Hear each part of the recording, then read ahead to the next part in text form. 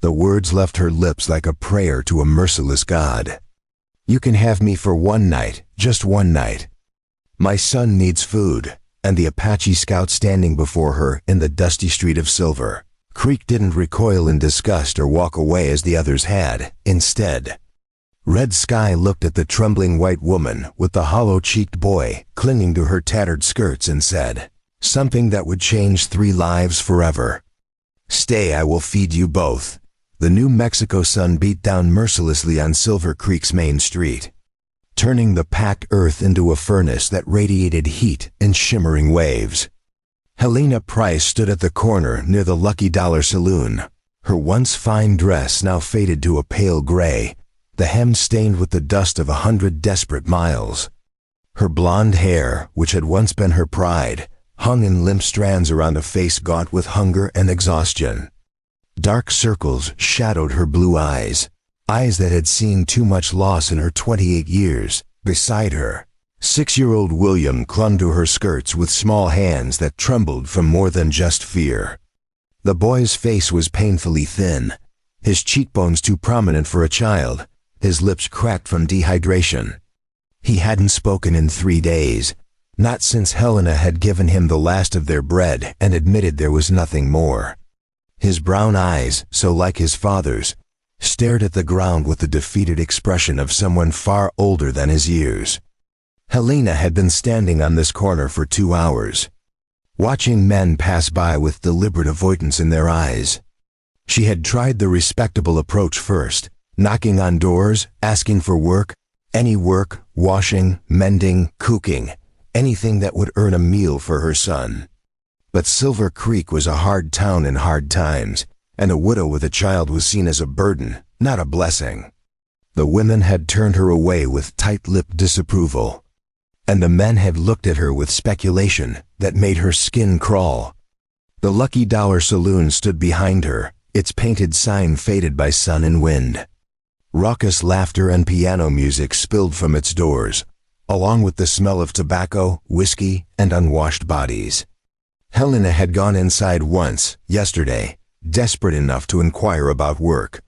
The saloon owner, a corpulent man named Virgil Stearns with tobacco-stained teeth and wandering hands, had looked her up and down with eyes that stripped away what remained of her dignity. "Can't use another girl unless she's willing to be friendly with the customers," he had said, his meaning clear. "This ain't no charity house, Mrs. Price. You want to work here. You work upstairs, too." Helena had fled, clutching William's hand, the sound of Stearns' laughter following her into the street. But that was yesterday, when they still had a few coins left. Today, those coins were gone, spent on a single meal that William had eaten, while Helena pretended she wasn't hungry. Today, desperation had teeth that bit deeper than pride. A man approached, middle-aged with a prosperous paunch and a gold watch chain glinting across his vest. Helena stepped forward, her voice barely above a whisper. "Sir, please, I'm looking for work. Anything. I can cook, I can clean, I just need." The man's eyes flicked to William, then back to Helena with an expression of distaste. "Get work at the saloon if you're that desperate," he said, brushing past her as if she were invisible. Helena felt William's grip tighten on her skirt, felt the weight of his hunger like a stone in her chest. Another man passed, then another, each one avoiding her gaze or offering suggestions that made her stomach turn. The sun climbed higher, the heat becoming oppressive. William swayed slightly, his face flushed with the beginnings of heat exhaustion. Helena knelt beside him, her own head spinning with hunger and desperation. "Just a little longer, sweetheart," she whispered, smoothing his damp hair back from his forehead. "Mama will find something, I promise." But the promises felt hollow, tasted like ash in her mouth. She had been making promises she couldn't keep for weeks now.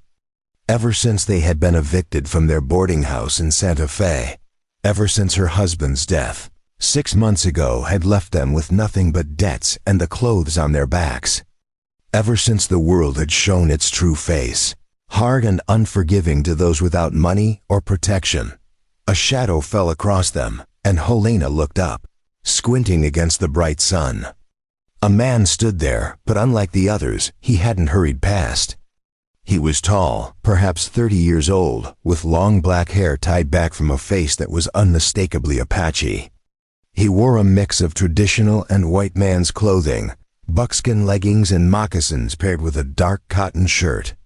A knife hung at his belt, and a rifle was slung across his back. His face was weathered by sun and wind, marked with old scars that spoke of a hard life. But his dark eyes held something unexpected as he looked at William. Concern, perhaps even recognition of suffering. Helena's breath caught. An Apache. In Silver Creek, where tensions between settlers and natives ran as hot as the desert sun. Where men still spoke of raids and retribution, of stolen land and broken treaties. Where an Apache walking through town was either very brave or very foolish, but desperation made cowards of the proud and gamblers of the cautious. Helena pushed herself to her feet, swaying slightly from hunger and heat. William pressed against her legs, his small body rigid with fear at the stranger. Helena opened her mouth, the words she had never thought she would say, forming like broken glass on her tongue. "Please," she said, her voice cracking. "I need help. My son hasn't eaten in 2 days. I can work. I can do anything. She paused, closing her eyes against the shame, against the horror of what she was about to offer. "You can have me for 1 night, just 1 night. My son needs food." The silence that followed felt eternal. Helena waited for the disgust, the rejection, the cold dismissal she had received from every other man.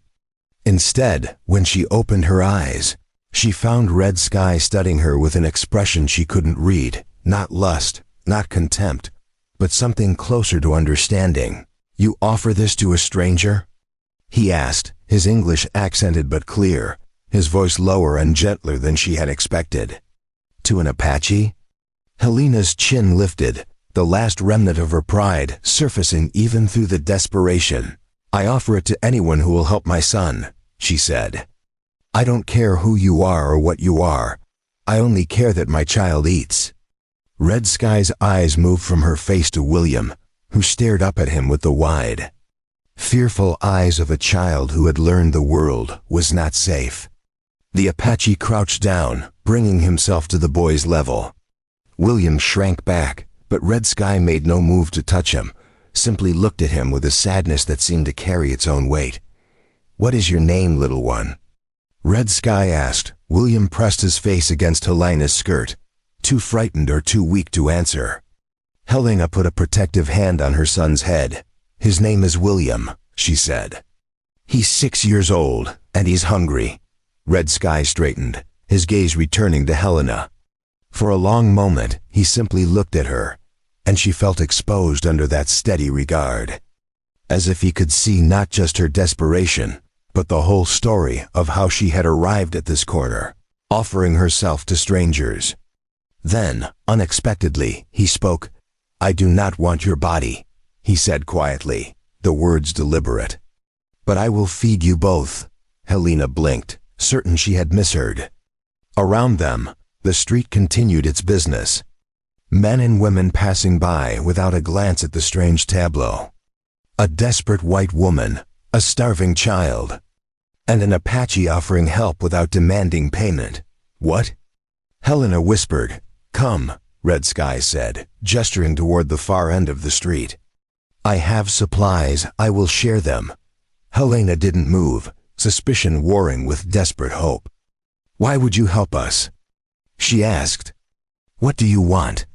Red Sky's expression didn't change. "Perhaps nothing," he said. "Perhaps I know what it is to be hungry, to watch those you care for suffer. Perhaps I choose to help because no one should have to sell themselves to feed a child." The simple honesty of the words struck Helena like a physical blow.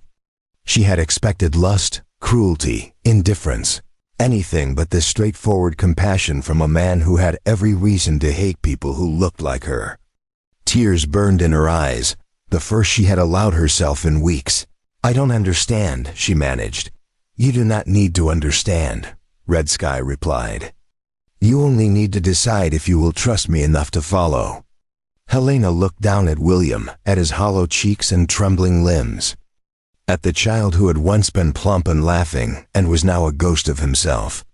She thought of the saloon behind her, of Virgil Stearns and his wandering hands, of the other men who had looked at her with hunger in their eyes.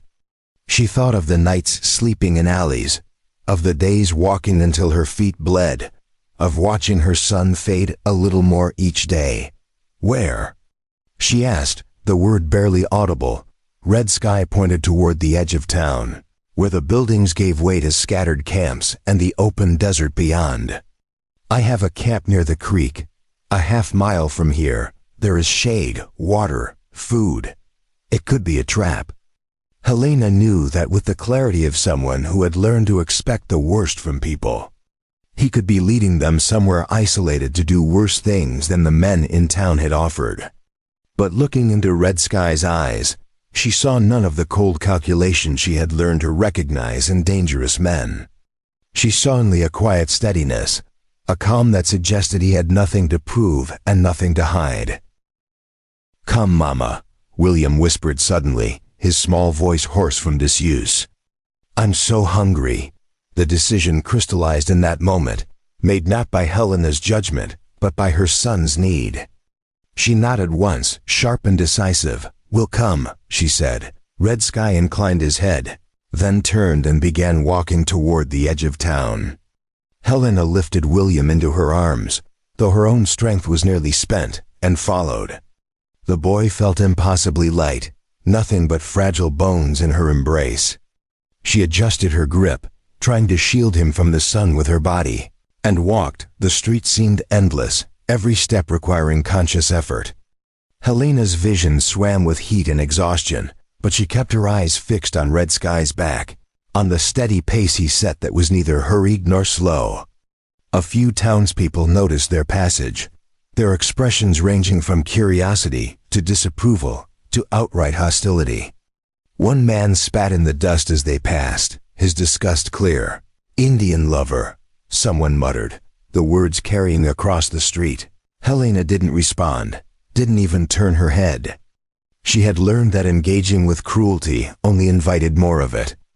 Instead, she focused on placing one foot in front of the other, on keeping William secure in her arms, on following the Apache scout who had offered help when no one else would. They reached the edge of town where the last building, a dilapidated trading post, marked the boundary between civilization and wilderness. Beyond stretched a landscape of scrub brush, scattered juniper trees, and red rock formations that glowed in the afternoon light. The land rolled gently toward a line of cottonwood trees that marked the presence of Silver Creek, the thin ribbon of water that gave the town its name. Red Sky led them along a narrow trail that wound between rocks and brush. Helena's arms ached from carrying William, but she didn't dare set him down, afraid he might not have the strength to walk.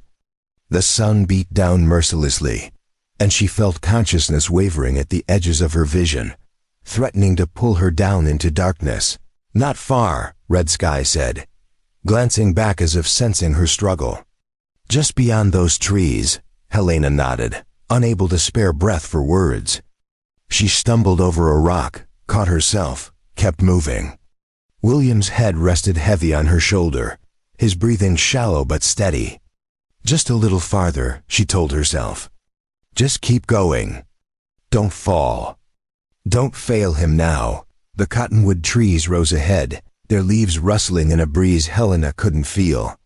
The sound of running water reached her ears, impossibly sweet.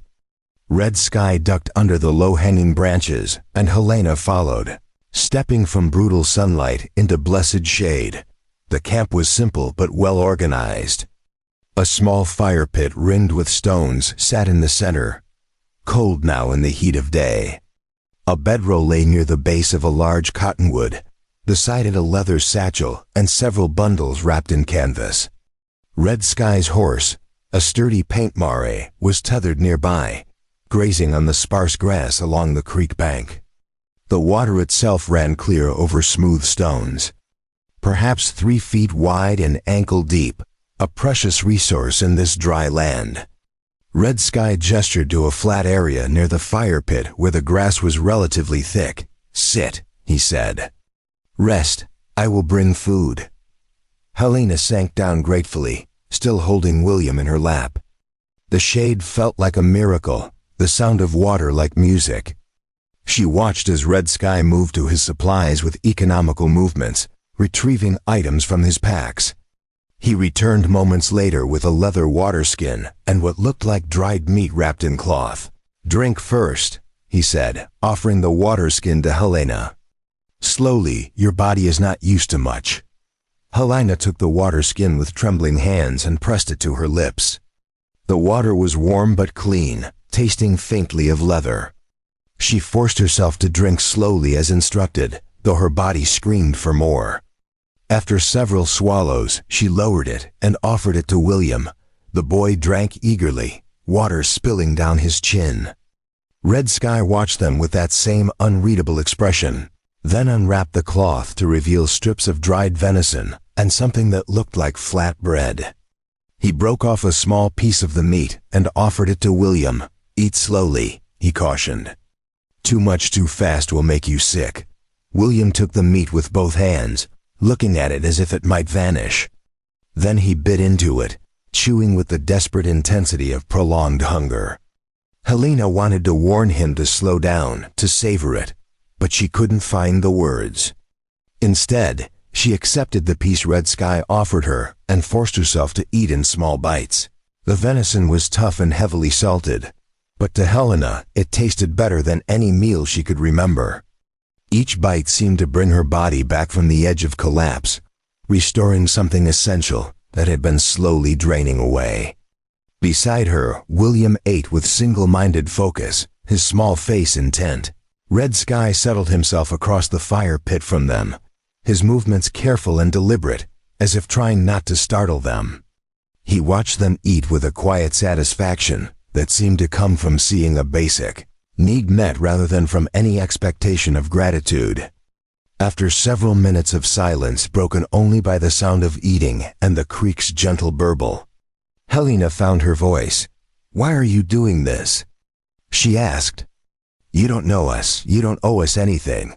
Red Sky was quiet for a moment, his gaze moving to the creek. When he spoke, his words carried the weight of old pain.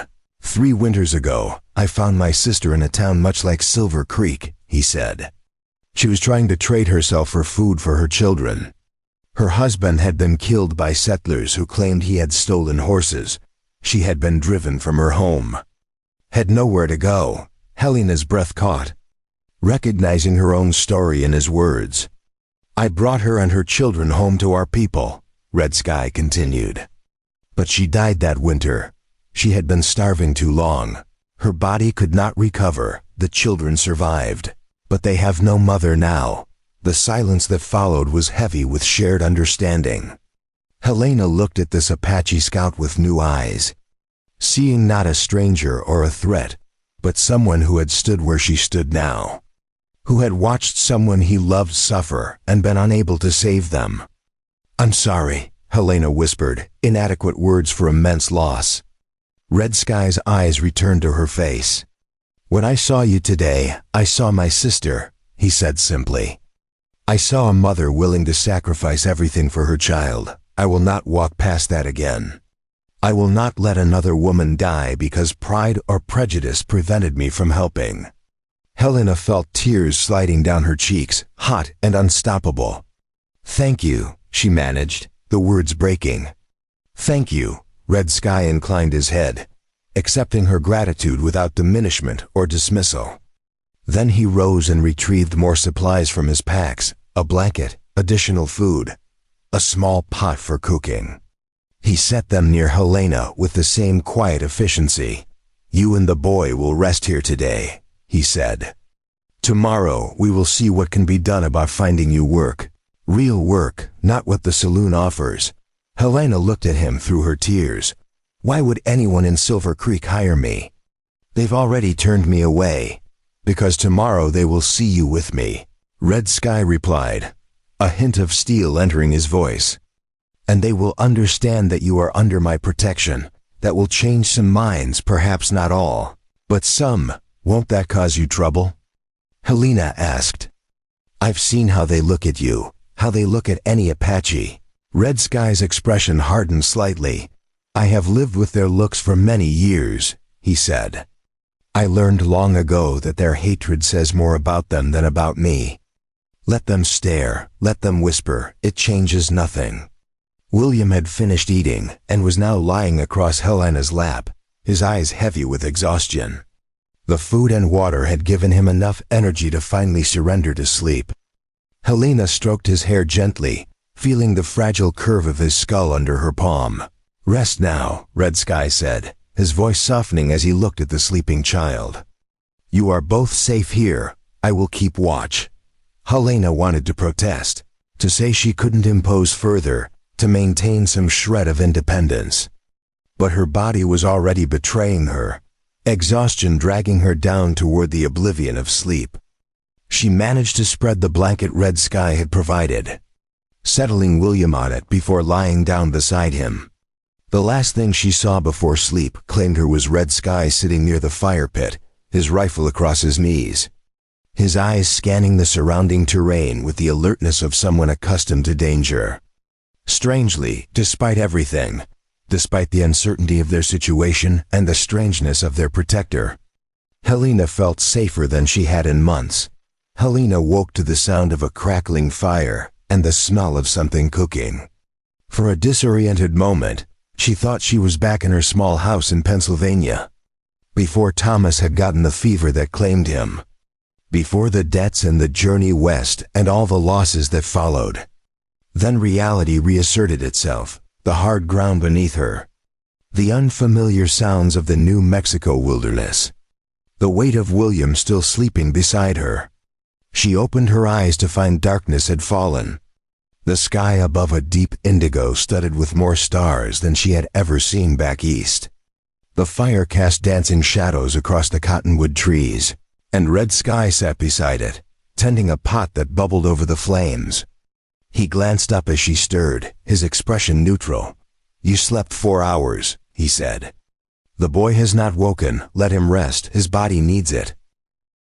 Helena pushed herself up slowly, every muscle in her body protesting. She had slept so deeply that awareness of her surroundings had completely vanished, a dangerous luxury she hadn't allowed herself in weeks. The fact that she had done so now, in the presence of a stranger, spoke to either her desperation or some instinct that told her Red Sky meant what he said about protection. What time is it? She asked, her voice rough from sleep. Perhaps 2 hours past sunset, Red Sky replied, stirring the pot.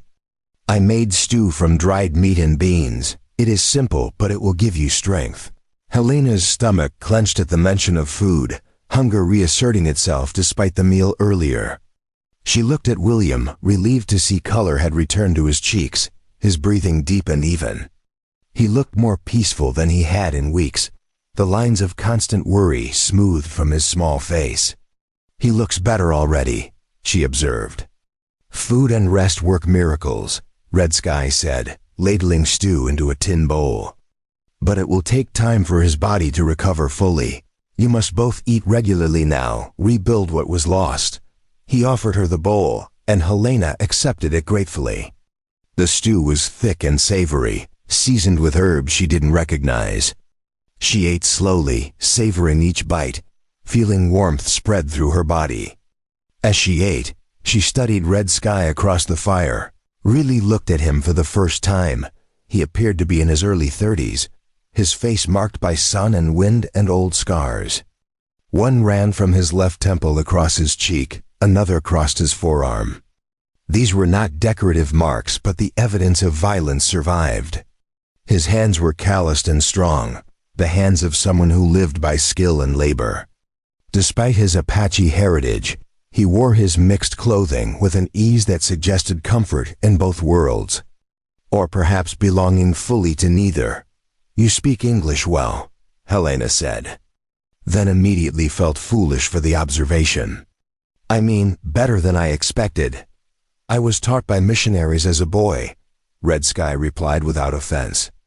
They wanted to save my soul, they saved my tongue instead. English has proven more useful than salvation in dealing with your people." There was no bitterness in his voice, only a matter-of-fact acknowledgement of reality. Helena found herself curious despite the strangeness of their situation. "The missionaries, did they help you?" "They fed us when we were hungry, taught us their language and their God," Red Sky said, his eyes distant with memory. "In return, they asked us to forget who we were. To dress like whites, speak like whites, pray like whites.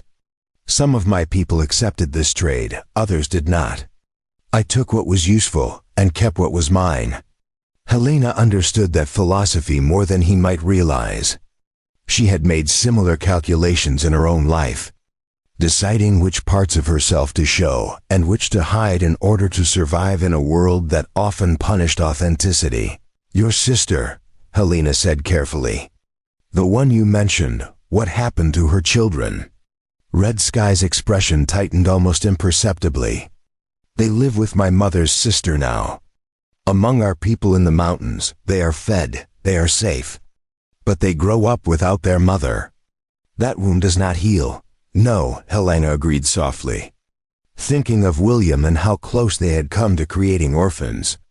"It doesn't." They sat in silence for a while, the fire crackling between them. The night air had turned cool, a relief after the brutal heat of the day. From somewhere in the darkness came the call of a night bird, answered by another farther away. Helena finished her stew and set the bowl aside, feeling more human than she had in weeks. "You said you would help me find work tomorrow," she ventured. "What kind of work do you think is possible?" Red Sky considered the question, his gaze thoughtful.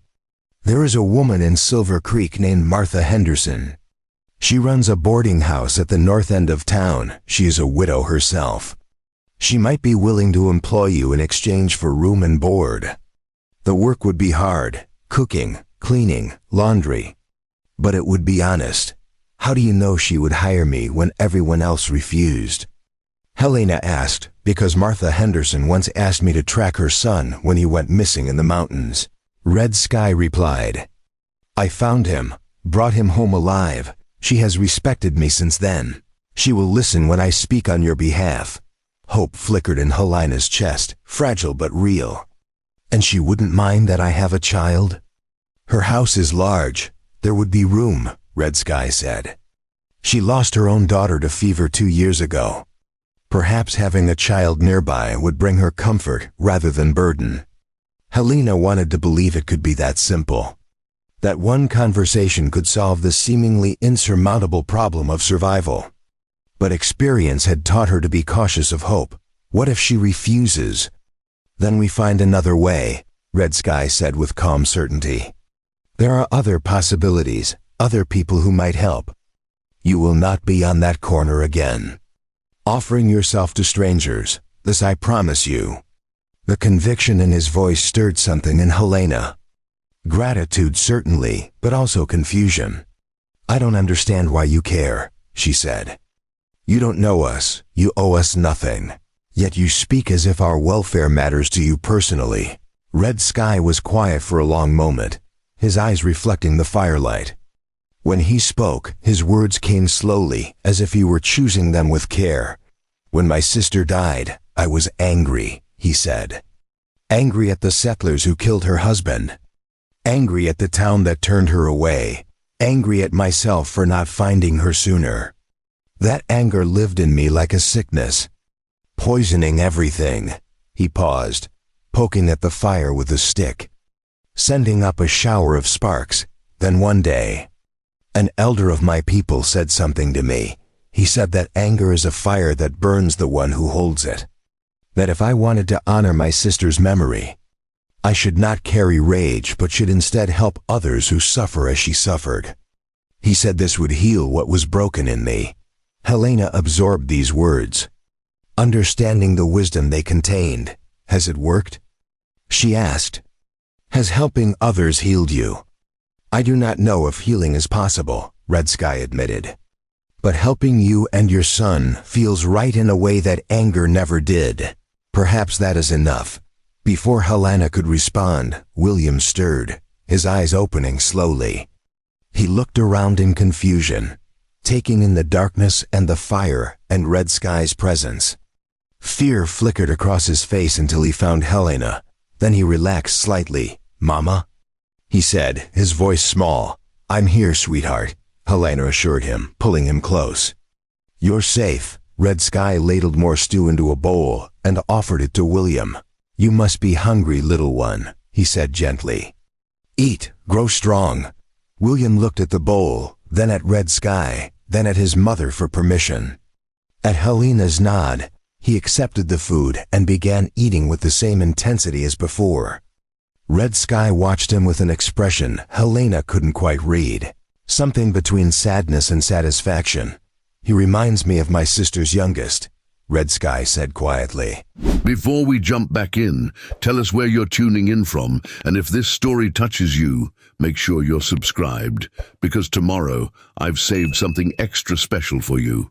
The same serious eyes, the same way of watching everything as if the world might change without warning. "He's had to grow up too fast," Helena said, her hand resting protectively on William's shoulder. "No child should have to worry about where his next meal comes from." "No," Red Sky agreed. "Yet many do, Apache children, white children. All children of people who have lost their way, who have nothing left but each other." William finished eating and looked up at Red Sky with newfound boldness. "Are you really Apache?" he asked, the first full sentence he had spoken to anyone but Helena in days. "I am," Red Sky confirmed. "Papa said Apache were dangerous," William continued, his child's honesty cutting through adult pretense. "He said they killed people." Helena started to reprimand him, but Red Sky held up a hand. "Your papa was not entirely wrong," he said, his tone neither defensive nor apologetic. "Some of my people have killed, just as some of your people have killed. There has been much blood between our peoples. Much pain on both sides, but you're helping us," William said, processing this apparent contradiction. "Yes," Red Sky said simply. "Because I choose to. Because killing and hating are not the only choices we have. We can also choose kindness, even to strangers. Especially to strangers." William considered this with the seriousness of a child grappling with complex ideas.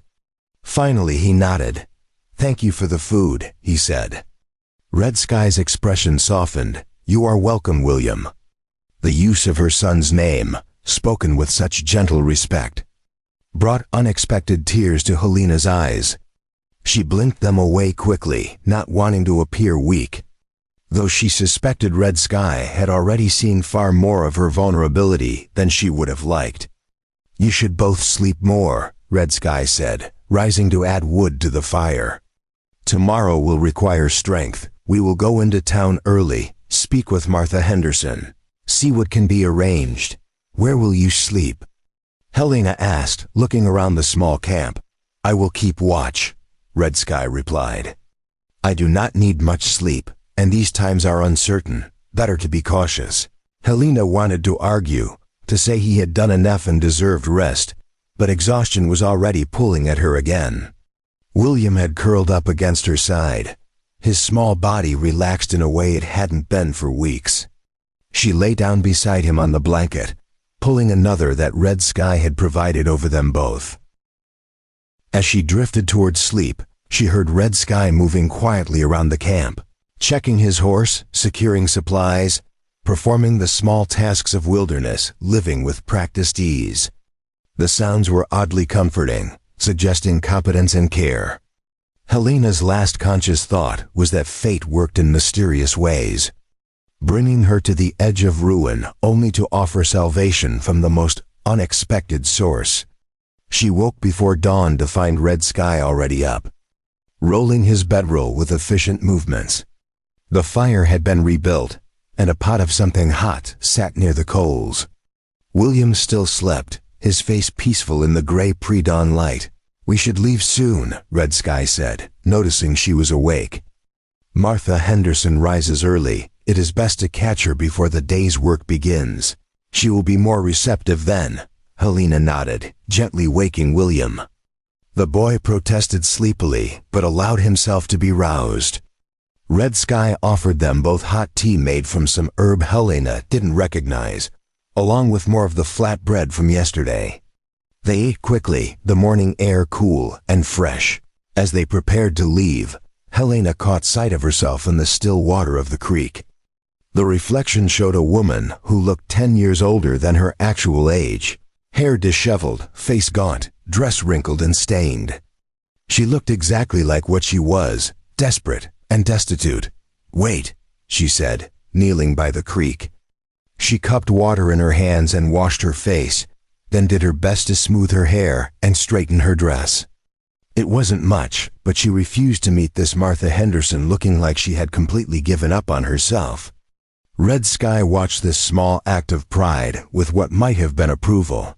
"It is good to maintain dignity," he said, "even when circumstances try to strip it away."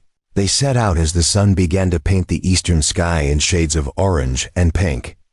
Red Sky led his horse rather than riding it, keeping pace with Helena and William as they walked back towards Silver Creek. The town was just waking. Smoke rising from chimneys, the first merchants opening their shops. Martha Henderson's boarding house stood at the north end of town. A substantial 2-story structure painted white with green shutters. It was well maintained, speaking of prosperity and care. Helena's heart began to pound as they approached, hope and fear warring within her. Red Sky tied his horse to the post outside and approached the front door. He knocked firmly, 3 measured raps. After a moment, the door opened to reveal a woman in her 50s, gray-haired and sturdy, with sharp eyes that missed nothing. Those eyes widened slightly at the sight of Red Sky, then moved to Helena and William with undisguised curiosity. "Red Sky," Martha Henderson said, her voice carrying the accent of someone originally from the East Coast. "This is unexpected. What brings you to my door so early?" "I come to ask a favor, Mrs. Henderson," Red Sky said respectfully. "This woman needs work and shelter. I believe you could provide both." Martha's gaze sharpened as she studied Helena, taking in every detail of her appearance. Her worn dress, her thin frame, the child clinging to her hand. "Does she have a name?" Martha asked. "Helena Price," Helena said, finding her voice. "And this is my son, William. I'm widowed. Mrs. Henderson, I need work. Any work you might have. I can cook and clean and do laundry. I'm a hard worker. I won't disappoint you." "Everyone says they're a hard worker when they're desperate," Martha replied, but her tone wasn't unkind. "What I need to know is whether you'll still work hard after you've had a few meals and a soft bed." "I will," Helena said with quiet conviction. "I have a son to care for. That doesn't change whether I'm desperate or comfortable. I'll work for both of us, earn our keep." Martha was silent for a long moment, her eyes moving between Helena, William and Red Sky. Finally, she stepped back from the door. "Come inside," she said. "Let's discuss terms over coffee." Relief flooded through Helena so intensely she nearly staggered.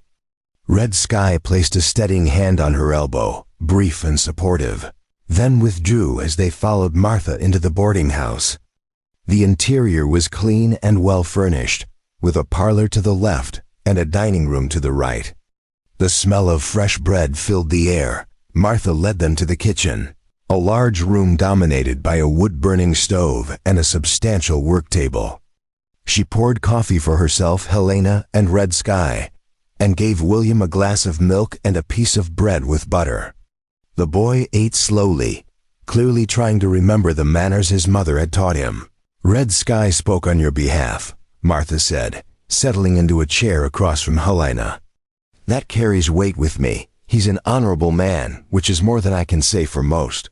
But I need to understand your situation. How did you end up in Silver Creek without resources?" Helena took a breath and told her story, editing nothing except the most humiliating moments.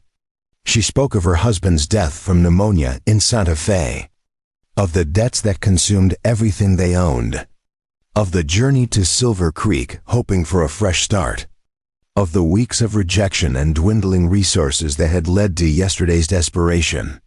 Martha listened without interruption, her face giving nothing away. When Helena finished, the older woman was quiet for a moment, sipping her coffee thoughtfully. "I lost my husband 5 years ago," Martha finally said. "And my daughter 2 years after that. I understand what it is to be alone, to have to remake yourself when everything you knew is gone." She paused. "I also understand that desperate people sometimes make poor decisions.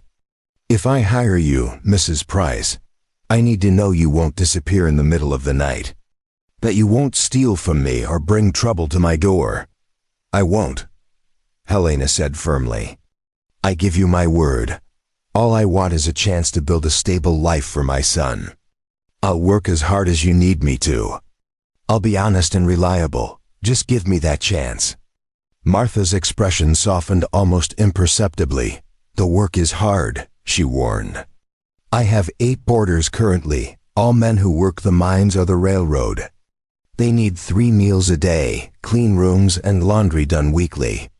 You'll be working from before sunrise to after dark most days." "I understand," Helena said. "You and the boy will have a small room on the 2nd floor," Martha continued. "Meals included, and I'll pay you $5 a week on top of that. It's not much, but it's fair for someone starting out. $5 a week, plus room and board." It was more than Helena had dared hope for, enough to start saving, to build towards something better. "That's more than fair," she said, her voice tight with emotion. "Thank you, Mrs. Henderson. Thank you so much." "Don't thank me yet," Martha said dryly. "Wait until you've worked your first week. You might curse my name by then." She stood, signaling the conversation was concluding. "You can start today. I'll show you to your room, then we'll discuss your duties." Helena rose as well, William clinging to her skirt. She turned to Red Sky, who had remained silent throughout the conversation. "Thank you," she said, the words inadequate for what he had done. "I don't know how to repay you. There is no debt," Red Sky replied. "You needed help. I provided it. That is enough. Will I see you again?" Helena asked, surprised by how much she hoped the answer would be yes. Something flickered in Red Sky's dark eyes, an emotion she couldn't name. "I come to Silver Creek often," he said. "To trade, to guide travelers through the mountains. We will meet again." He inclined his head to Martha Henderson, touched his hand briefly to William's shoulder, and then he was gone, slipping out the kitchen door with the quiet efficiency that seemed characteristic of everything he did. Helena watched him go, feeling a strange sense of loss, as if something important was walking away. "That's quite a man," Martha observed, following her gaze. "He saved my son's life 3 years ago. Tracked him through country that would have killed anyone else. Never asked for payment. Just brought my boy home and rode away." She turned to Helena. "You're lucky he found you. Not many would have helped without demanding something in return." "I know," Helena said softly, still staring at the door through which Red Sky had disappeared. 3 weeks passed like water flowing over stones, each day reshaping Helena's life in small but significant ways. The work at Martha Henderson's boarding house was indeed as hard as promised, perhaps harder. Helena rose before dawn to stoke the kitchen fire and begin preparing breakfast for 8 hungry men who worked brutal hours in the silver mines outside town. She cooked, cleaned, scrubbed floors on her hands and knees, hauled water, and washed mountains of laundry until her hands were raw and red. But for the first time in months, William had 3 meals a day. He had a bed that didn't move, a roof that didn't leak, and walls that kept out the cold desert nights. He had begun to fill out, the hollow look fading from his cheeks, replaced by the healthy roundness of childhood. He smiled now, sometimes even laughed, sounds Helena had feared she might never hear again. Martha Henderson proved to be a fair employer, demanding but not cruel, exacting but not impossible to please. She taught Helena her preferred methods for everything from making biscuits to organizing linen closets, and though she rarely offered praise, She also rarely criticized once Helena learned the routines. The other woman's presence was steady and reliable, like bedrock beneath uncertain ground. The boarders were a mixed group, minors mostly, with rough manners but generally decent behavior. Martha ran a respectable house and made it clear that anyone who treated Helena with anything less than respect would find themselves seeking new lodging. One man, a large Irishman named Connolly, had tested this rule in the first week by making a crude suggestion. Martha had his belongings on the front porch within the hour. William spent his days helping where he could, fetching water. Gathering eggs from the chickens Martha kept in the backyard, sweeping the front porch. He was too young for real work, but Martha seemed to appreciate his willingness to be useful. More than that, Helena suspected the older woman enjoyed having a child's presence in her house again, filling a void left by her daughter's death. But despite the stability and the relief of having her basic needs met, Helena found her thoughts returning again and again to Red Sky. She watched for him on the street when she went to the market for supplies. She listened for his name in the conversations of the boarders, who sometimes spoke of the Apache scout who guided wagon trains or tracked lost travelers. She wondered where he was, what he was doing, whether he ever thought of the desperate woman and hungry child he had saved. On the 23rd day since she had started working for Martha, Helena was hanging laundry in the backyard when William came running from the front of the house, his face bright with excitement. "Mama, Mama, he's here," the boy called, nearly tripping over his own feet in his haste. Helena's heart jumped, though she forced herself to ask calmly, "Who's here, sweetheart?" "Red Sky," William said, grabbing her hand and tugging. "He's talking to Mrs. Henderson on the front porch. Come on." Helena's hands went automatically to her hair, trying to smooth the strands that had escaped her bun. She was wearing her work dress, plain gray cotton with an apron stained from the morning's cooking. She looked exactly like what she was, a working woman in the middle of her daily tasks. But William was still pulling at her hand, and she found herself following him around to the front of the house. Red Sky stood on the porch speaking with Martha, his horse tied to the post. He wore the same mix of traditional and settler clothing, his rifle slung across his back, his long hair tied back. He looked travel-worn, dusty from the trail, but his eyes were alert and clear. When he saw Helena approaching, something in his expression shifted, warmed in a way she hadn't seen before. "Mrs. Price," he said, inclining his head. "You look well." "Thanks to you," Helena replied, acutely aware of Martha's interested gaze moving between them. "We both do." William had no such adult reservations. He ran directly to Red Sky and wrapped his arms around the man's legs in an enthusiastic hug. Red Sky looked startled for a moment, then placed a gentle hand on the boy's head. "You have grown, little one," Red Sky observed. "And you smile now. This is good. Mrs. Henderson lets me help with the chickens," William announced proudly. "And Mama makes the best biscuits in all of Silver Creek. Everyone says so." "I do not doubt this," Red Sky said, a hint of amusement touching his features. He looked at Helena again. "I am glad to see you both thriving." Martha cleared her throat, reminding them of her presence. "Red Sky was just telling me he's been guiding a wagon train from Santa Fe," she said. "I invited him to stay for supper, as thanks for bringing you to my door. Mrs. Price, I assume you have no objection to cooking for one more." "None at all," Helena said quickly, perhaps too quickly. "It would be our pleasure." "Then it's settled," Martha said with satisfaction. "Supper is at 6, Red Sky. You're welcome to clean up at the pump if you'd like. And there's fresh coffee in the kitchen." Red Sky accepted with a nod of thanks, and Martha retreated inside, leaving Helena and William on the porch with their unexpected guest. An awkward silence fell, broken finally by William's continued enthusiasm. "Will you tell me about the wagon train?" the boy asked. "Did you see any bandits? Or wild animals?" "No bandits," Red Sky said. settling onto the porch steps with an ease that suggested he was comfortable making himself at home anywhere.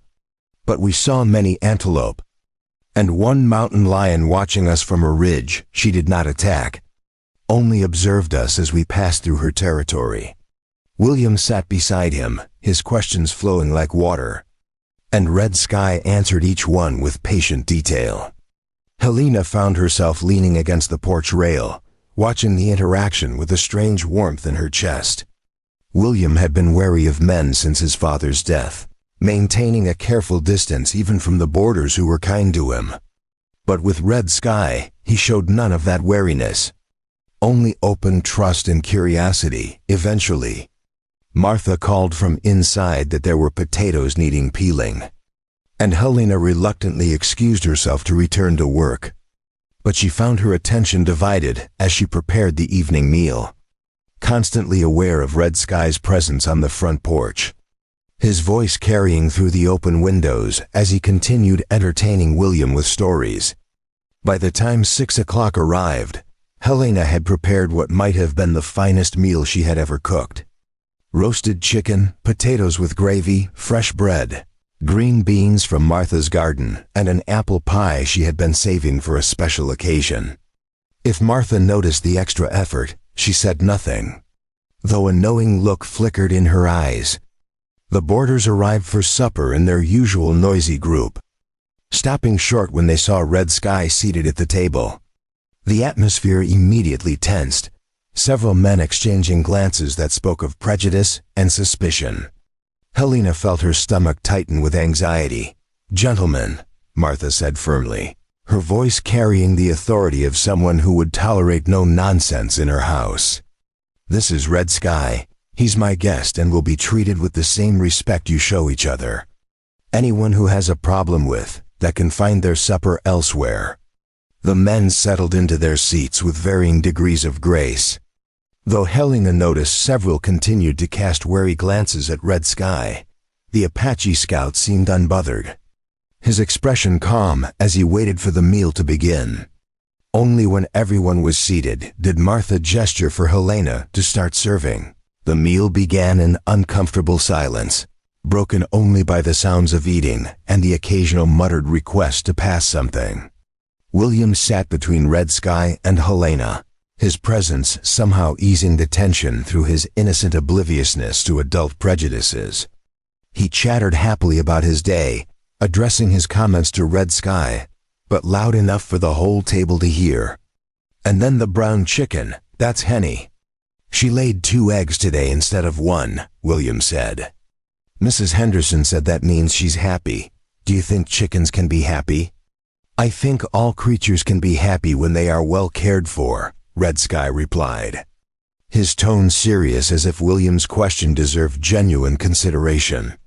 One of the boarders, a younger man named Stevens, let out a derisive snort. "Since when do Apaches care about the feelings of chickens?" he said, his words carrying more edge than the comment warranted. The table fell silent, tension snapping tight as a drawn bowstring.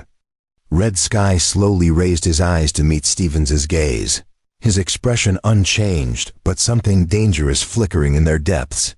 "I care about many things," Red Sky said quietly.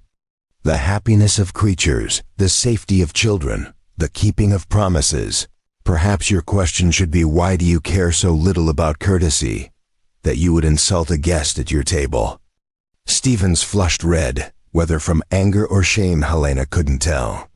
Before he could respond, Martha's knife hit her plate with a sharp crack. "Mr. Stevens," she said, her voice like ice, "I believe I made my expectations clear. Would you like to reconsider your behavior, or shall I have your room cleared by morning?" Stevens muttered an apology, his eyes dropping to his plate. The rest of the meal proceeded in strained civility, though Helena noticed several of the other boarders seemed more thoughtful than hostile. One older man, a Welshman named Davies, even asked Red Sky about his work as a scout, and the conversation that followed was surprisingly cordial. After supper, the boarders retreated to the parlor or their rooms, and Martha excused herself to do accounts, leaving Helena to clean the kitchen. She was elbow-deep in dishwater when Red Sky appeared in the doorway, William at his side. "The boy says you make the best biscuits in Silver Creek," Red Sky said. "I must agree, the meal was excellent." "Thank you," Helena said, feeling heat rise in her cheeks that had nothing to do with the steaming dishwater. "It's the least I could do after everything you've done for us." "I did very little," Red Sky replied. But Helena shook her head firmly. "You did everything," she corrected. "You saved our lives, Red Sky. You gave us back our future. That's not nothing." Red Sky was quiet for a moment, then moved to stand beside her at the sink. To her surprise, he picked up a dish towel and began drying the plates she had washed. His movements competent and practiced. "You don't have to do that," Helena protested. "Neither did you have to make such a fine meal," Red Sky countered. "Yet you did. Let me help. It is a small thing." They worked in companionable silence, William playing with his wooden horse in the corner. Helena found herself hyper-aware of Red Sky's presence beside her, the occasional brush of their hands as she passed him dishes, the warmth radiating from his body in the small space. It felt domestic, comfortable, like something they had done 100 times before rather than for the first time. "I was worried I wouldn't see you again," Helena admitted quietly, surprising herself with the confession. "After that first day, I thought perhaps you would simply move on with your life." "I told you we would meet again," Red Sky reminded her. "I do not make promises I cannot keep." "Still," Helena said, "I'm glad you came. William has been asking about you constantly. He made me tell him every detail of that day at least a dozen times." "And what about you?" Red Sky asked, his voice low. "Did you think of that day?" Helena's hands stilled in the water. The question felt weighted with something more than casual curiosity. "Yes," she admitted. "More than I probably should have." Red Sky set down the plate he was drying, turning to face her fully. In the lamplight, his features were softened, the harsh lines worn by sun and hardship less prominent. "Why should you not think of it?" he asked. "Because..." Helena struggled to articulate feelings she barely understood herself. "Because you're Apache and I'm white. Because we come from different worlds. Because people like Stevens look at you with suspicion and hatred. Because anything between us would be complicated and difficult, and probably impossible." "You think too much of what others believe," Red Sky said, but there was no judgment in his tone. "You survived on that corner in Silver Creek by offering yourself to strangers because you were desperate. Now you work hard and provide for your son with dignity. What do the opinions of men like Stevens matter compared to that?" "They matter because they shape the world we live in," Helena replied. "Because their prejudices have power. Because," she paused, then continued more softly, "because I don't want their hatred to touch you. You've been nothing but kind to us.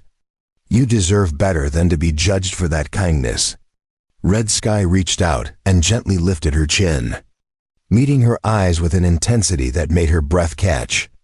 "I have been judged my entire life," he said. "For being Apache, for learning English, for guiding settlers, for helping your people while remaining true to mine. Judgment is like the wind, constant and unavoidable. But I do not let it dictate my choices." Helena found herself leaning slightly toward him, drawn by something she couldn't name. The space between them felt charged, electric, full of possibility and danger in equal measure. "What are you saying?" she whispered. Before Red Sky could answer, William's voice cut through the moment.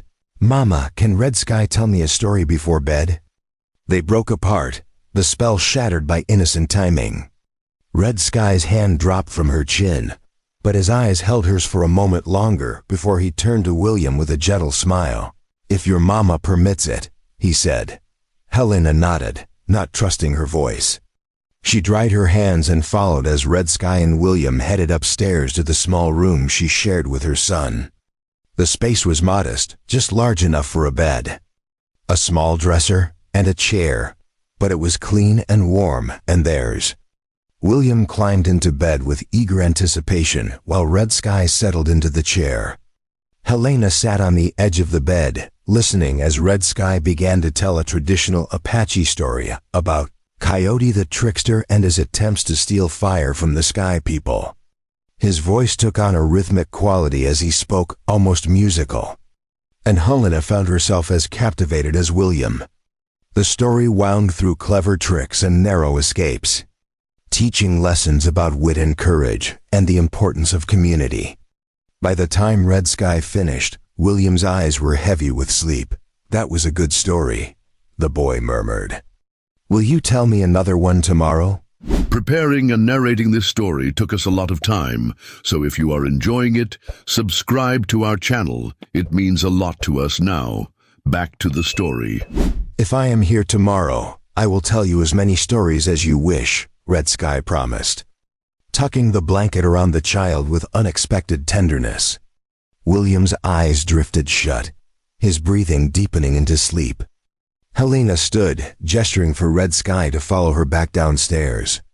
They stepped out onto the back porch, where the night air was cool and filled with the sound of crickets. "You're good with him," Helena said. "He trusts you completely.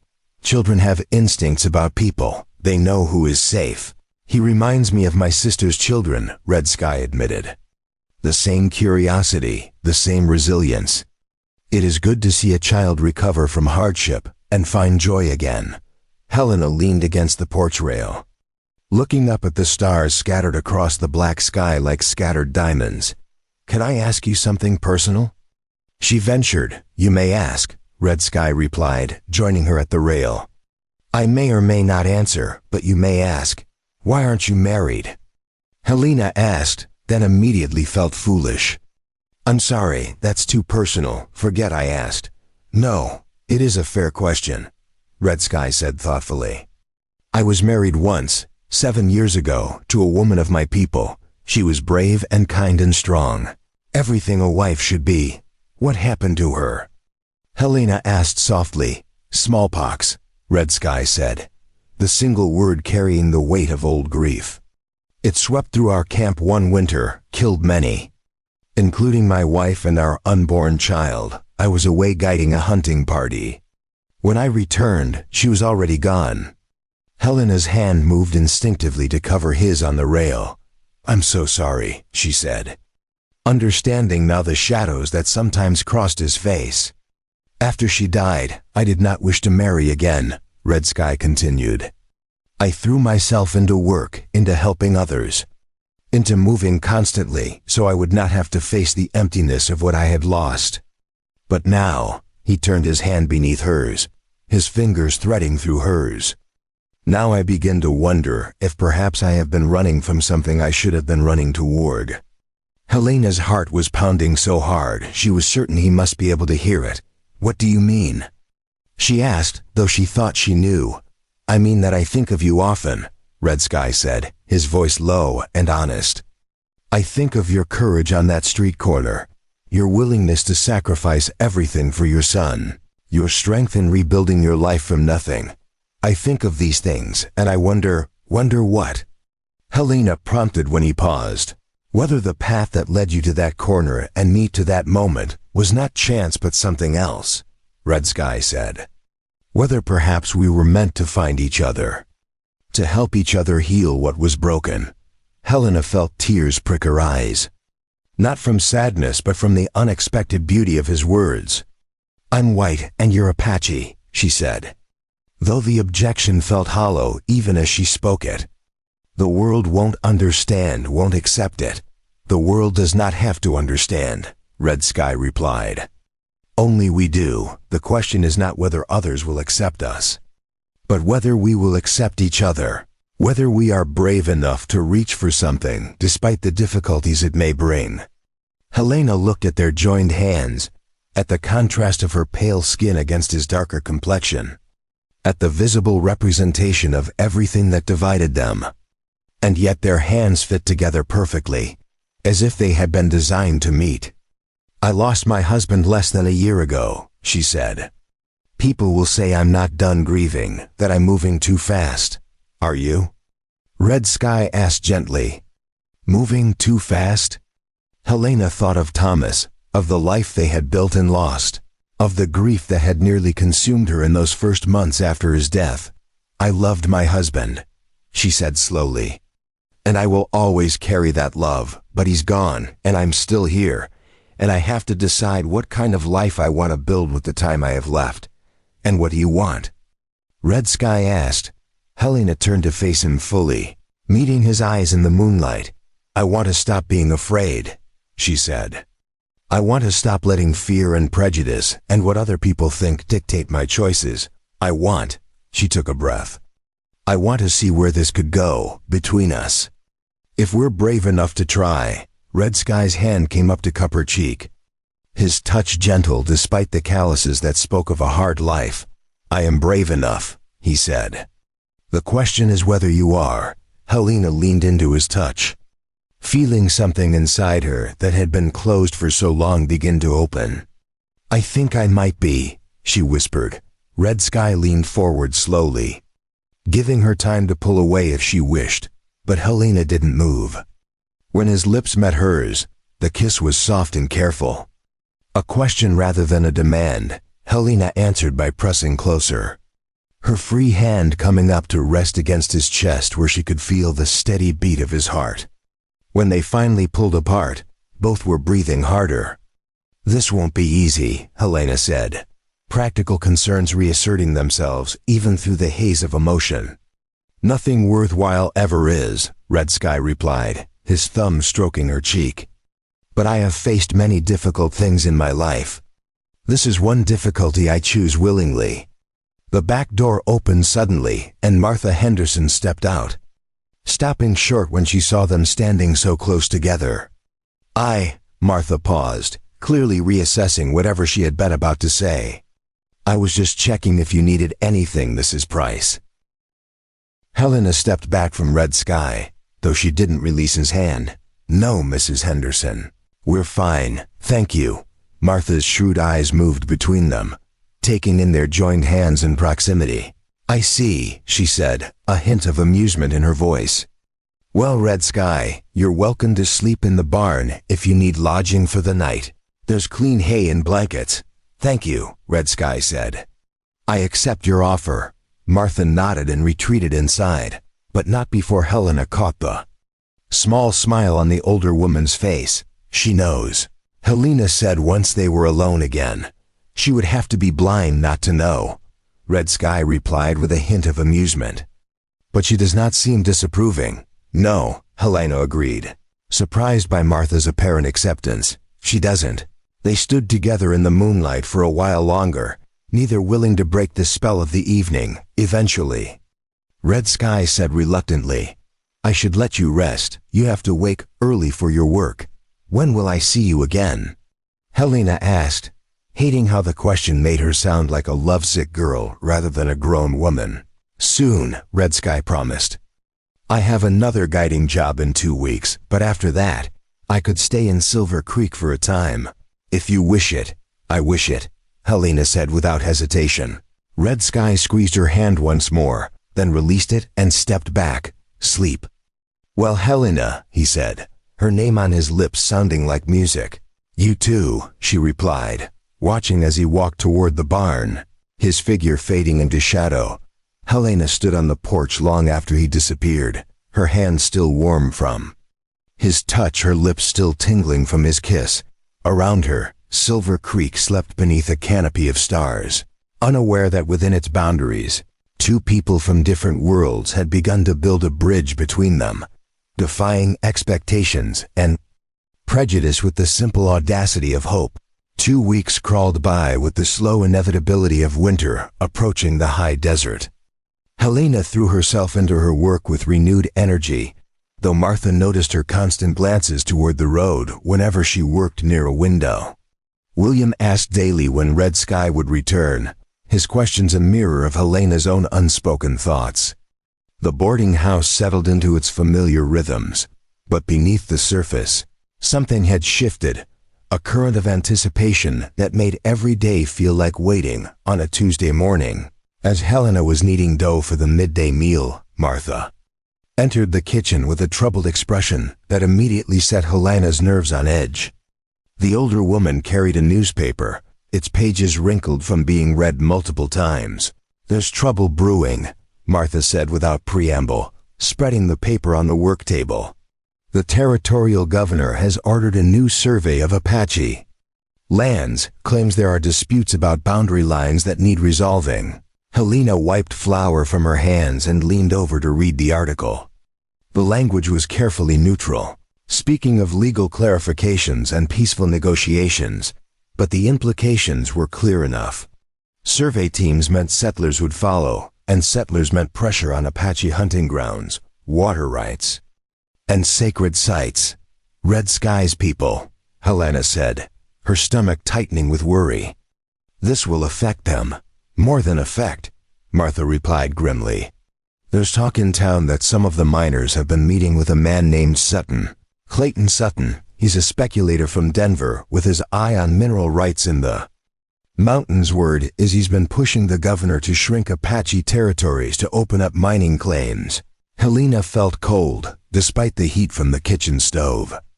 "Can they do that? Just take land that was promised by treaty?" Martha's laugh was bitter. "Treaties with Indians aren't worth the paper they're written on if there's money to be made. You've been west long enough to know that, Helena. The question isn't whether they can, it's when they will." Before Helena could respond, shouting erupted from the front of the house. Both women hurried to the parlor window to see a crowd gathering in the street, perhaps 20 men. Some she recognized as miners and merchants. Others were strangers with the hard look of professional troublemakers. At the center of the group stood a well-dressed man in his 40s, with silver hair and an air of authority that came from wealth and the power it bought. "That's Sutton," Martha said, confirming Helena's suspicion. "And he's brought reinforcements." Sutton's voice carried clearly through the open window as he addressed the growing crowd. "Gentlemen, the time has come to take action," he declared. "For too long we've allowed savages to control land rich with silver and copper, land that could bring prosperity to hard-working white men, land that by rights belongs to us, not to wandering tribes who produce nothing of value." A murmur of agreement rippled through the crowd, punctuated by a few enthusiastic shouts. Helena's hands clenched into fists at her sides, rage and fear warring within her. "The governor's survey is just the first step," Sutton continued. "But we can't wait for bureaucrats in Santa Fe to move at their own pace. We need to show the Apache that their days of roaming free are over. We need to make it clear that this territory belongs to civilization, not to primitives living in the past. What are you suggesting?" Someone called from the crowd. Sutton's smile was cold and calculated. "I'm suggesting we form a citizens committee to protect our interests, to patrol the boundaries of town, to make sure any Apache who comes to Silver Creek understands they're not welcome unless they're here to negotiate the sale of their lands." Helena's blood ran cold. This wasn't about surveys or legal disputes. This was about intimidation, about creating an atmosphere of threat that would force Apache families to abandon their homes. And Red Sky, who came to Silver Creek regularly to trade and guide, would walk straight into this hostility. "This is going to get ugly," Martha said quietly, echoing Helena's thoughts. "Men like Sutton don't stop at words. They push until something breaks. We have to warn him," Helena said urgently, turning from the window. "Red Sky said he'd be back soon. He could arrive any day and walk into this trap." Martha's expression was troubled. "How would you reach him?" "You don't know where he is or when he'll arrive." Helena's mind raced, weighing options and finding them all inadequate. She couldn't leave the boarding house. She had responsibilities and William to think of. But the thought of Red Sky facing that mob without warning made her chest tight with panic. The decision was taken from her hands when William burst into the parlor, his face flushed with excitement. Mama, Red Sky is here," he announced. "I saw him from my window. He's riding down the main street right now." Helena's heart plummeted. "Stay here," she ordered William, already moving toward the front door. Martha called after her, warning her to be careful, but Helena barely heard. She rushed onto the front porch and down the steps, her eyes searching the street. She spotted Red Sky immediately, sitting tall on his paint mare, leading a packhorse loaded with supplies. He rode with the easy confidence of someone who had made this journey dozens of times, unaware of the hostile attention his presence had attracted. The crowd around Sutton had turned to watch his approach, their conversation dying into an ominous silence. Helena ran toward him, propriety and caution abandoned in her urgency to reach him before the situation exploded.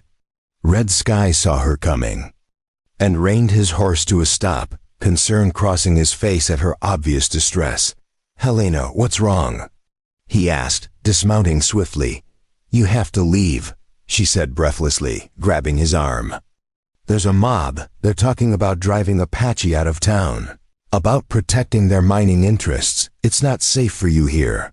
Red Sky's expression hardened as he looked past her to where Sutton and his followers had begun moving in their direction. "I see," he said quietly, his hand moving instinctively to check that his knife was secure at his belt. "Please," Helena urged, her voice breaking. "Just go. Come back when things have calmed down." But Red Sky shook his head, his jaw set with stubborn determination. "If I run now, they win," he said. "They establish that fear is enough to drive us away, that we have no right to walk the same streets they do. I will not give them that victory. This isn't about victory," Helena argued desperately. "This is about survival, about not giving them an excuse to hurt you." Sutton's voice cut through their conversation, loud and mocking. Well, what do we have here? An Apache who thinks he can just ride into town whenever he pleases," the man sneered, his followers spreading out to form a loose semicircle around Red Sky and Helena. "And look at that, he's got himself a white woman, how touching." Red Sky moved slightly, positioning himself between Helena and the approaching men, a subtle shift that put his body as a shield. "I have come to trade," he said calmly, his voice carrying without shouting. "As I have done many times before, I mean no trouble." "But you are trouble," Sutton replied, stepping closer. "Your people are sitting on land that belongs to progress, to prosperity, to the future, and you're too primitive to understand what you're holding back." "I understand perfectly," Red Sky said, his tone still measured but with an edge of steel beneath the words. "You want what is not yours, so you dress your greed in noble language about progress and civilization. But theft is theft, no matter how you justify it." The crowd stirred, angry mutters rising like smoke. Helena felt the situation spiraling beyond control, saw the violence building in the tensed shoulders and clenched fists of the men surrounding them. She stepped forward, placing herself beside Red Sky despite his protective positioning. "This man saved my life and my son's life," she said, her voice ringing clear in the tense silence. "He showed us kindness when everyone else in this town turned their backs. When I was desperate and starving, he fed us without asking for anything in return.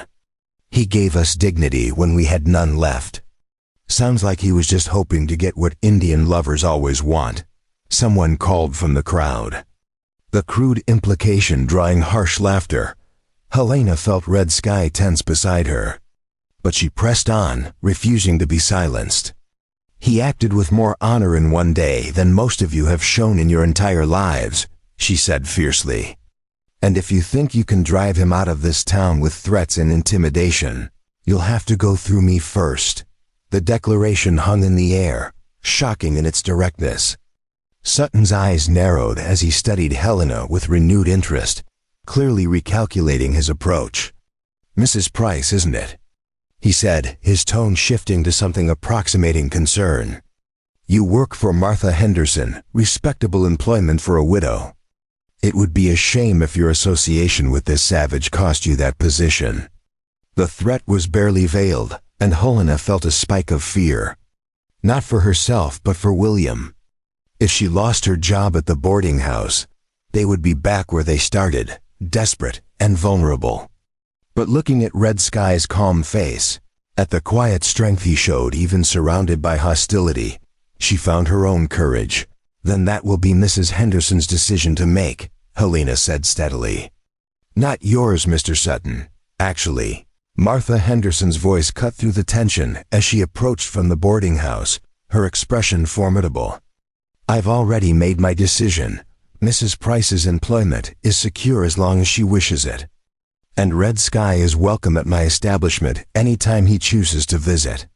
The older woman's presence seemed to give some of the less committed men pause. Martha had lived in Silver Creek for over a decade, had nursed sick miners, extended credit when times were hard, and earned a reputation for fairness and good judgment. Her support carried weight that even Sutton had to acknowledge. Mrs. Henderson, Sutton said, his smile tight. Surely you understand what's at stake here. These Apache are obstacles to progress, to the prosperity this town deserves. What I understand, Martha replied coolly, is that you're a speculator looking to line your pockets with mineral rights. And you're using fear and prejudice to accomplish it. I've seen your kind before, Mr. Sutton. You blow into town making grand promises, stir up trouble, and then disappear with your profits while the rest of us deal with the consequences. Sutton's facade of civility cracked slightly. Be careful, Mrs. Henderson. You wouldn't want your boarding house to become known as a place that harbors Indian sympathizers. That could be very bad for business. Is that a threat? Martha asked, her voice dangerously quiet. Before Sutton could respond, a new voice joined the confrontation. I reckon that sounded like a threat to me, Sheriff Tom Garrett said, emerging from the crowd with a hand resting on his gun belt. The lawman was in his 50s, weathered and practical, known for enforcing the law without favoritism. And making threats in my town is a good way to find yourself in a cell. Mr. Sutton. Sutton's confident demeanor faltered slightly. Sheriff, I was simply expressing concern for Mrs. Henderson's business interests. Seemed more like intimidation to me, Garrett replied, then turned his attention to the crowd. Now, I don't know what you gentlemen think you're accomplishing here. But Red Sky has broken no laws. He has as much right to be in Silver Creek as any of you. So I suggest you all disperse before I start charging people with disturbing the peace. The crowd began to break up reluctantly, men drifting away in small groups while casting hostile glances at Red Sky. Sutton held his ground a moment longer, his expression promising this wasn't over, before he too turned and walked away with his core supporters. Sheriff Garrett waited until most of the crowd had dispersed before addressing Red Sky directly. I can keep the peace in town, he said, his tone apologetic. But my authority ends at the town limits. You might want to be careful traveling alone for a while. Sutton's the kind who doesn't forgive embarrassment. I am always careful, Red Sky replied. But I thank you for your intervention, Sheriff. Garrett nodded and touched his hat to Martha and Helena before walking away. The street slowly returned to its normal activity, though Helena noticed people watching from windows and doorways, the spectacle providing gossip that would fuel conversations for days. That was foolish what you did, Red Sky said to Helena once they had some privacy, though his tone was more concerned than critical. You made yourself a target by defending me.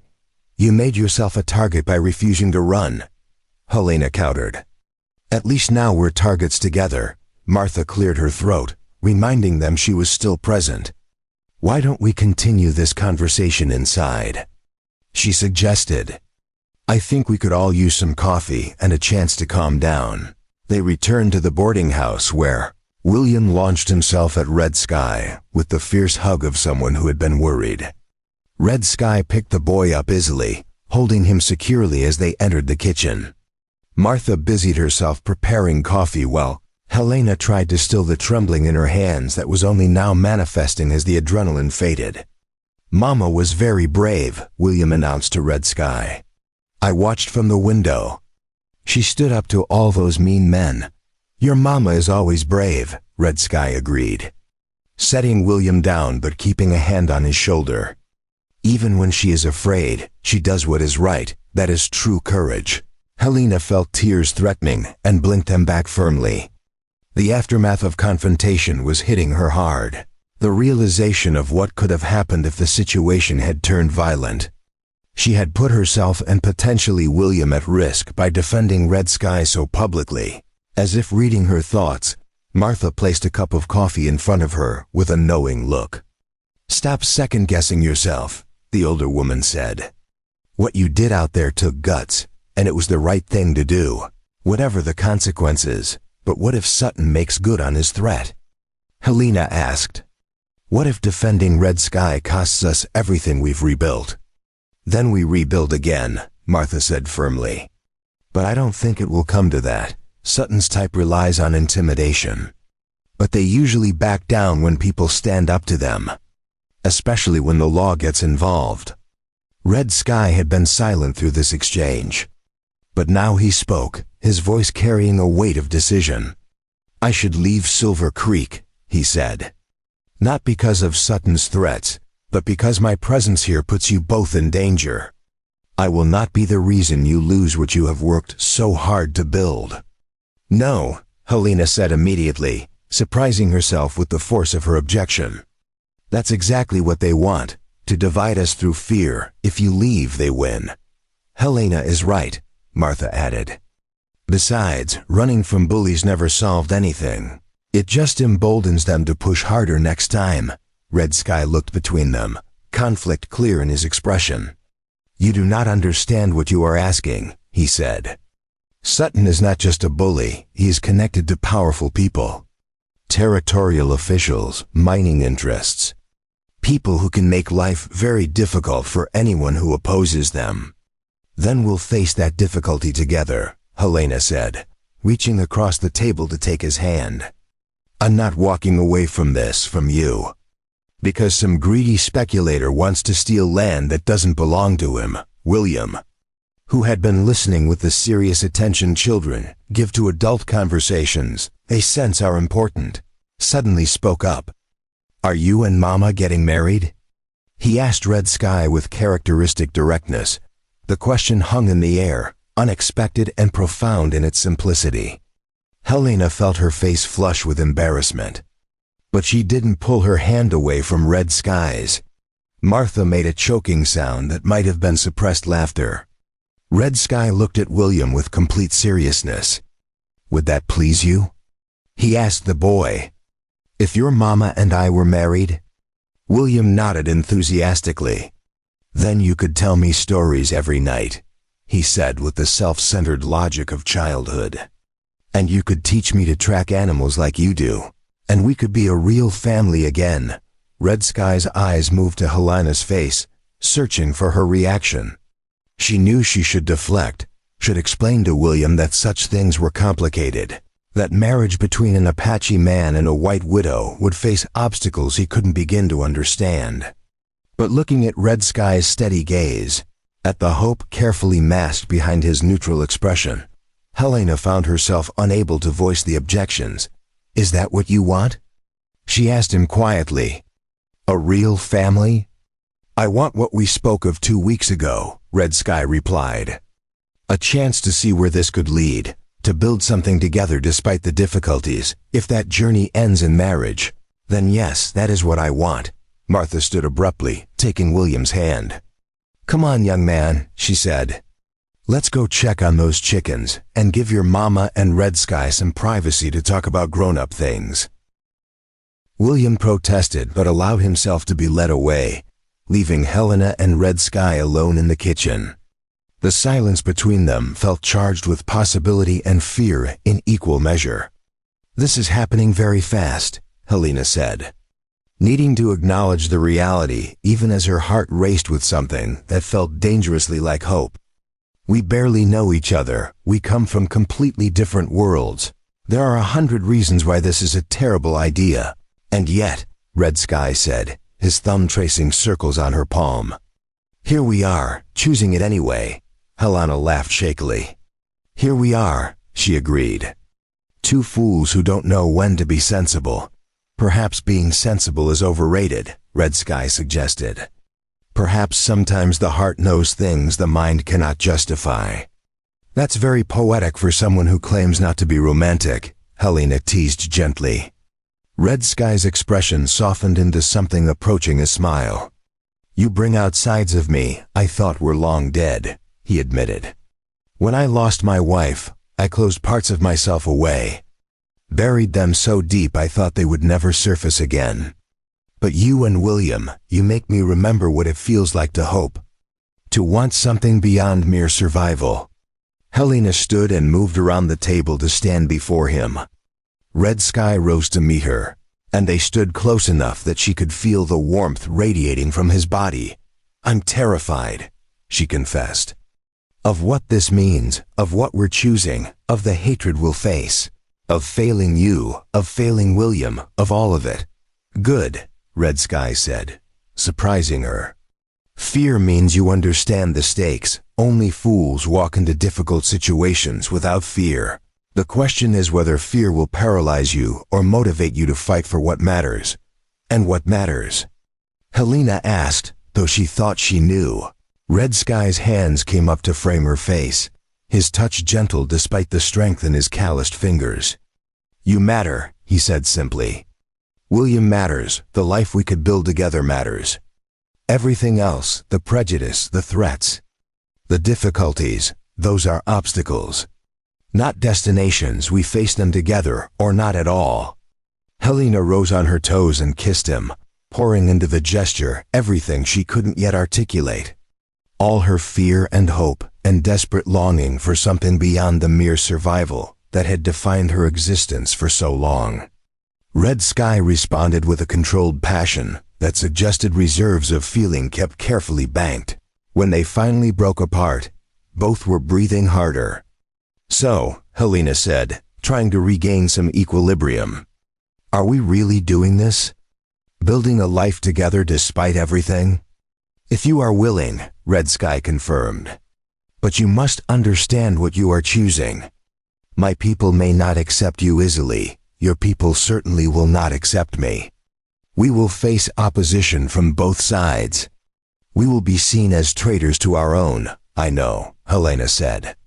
But even as she acknowledged the obstacles, she felt a strange certainty settling over her. But I also know that I survived the worst already.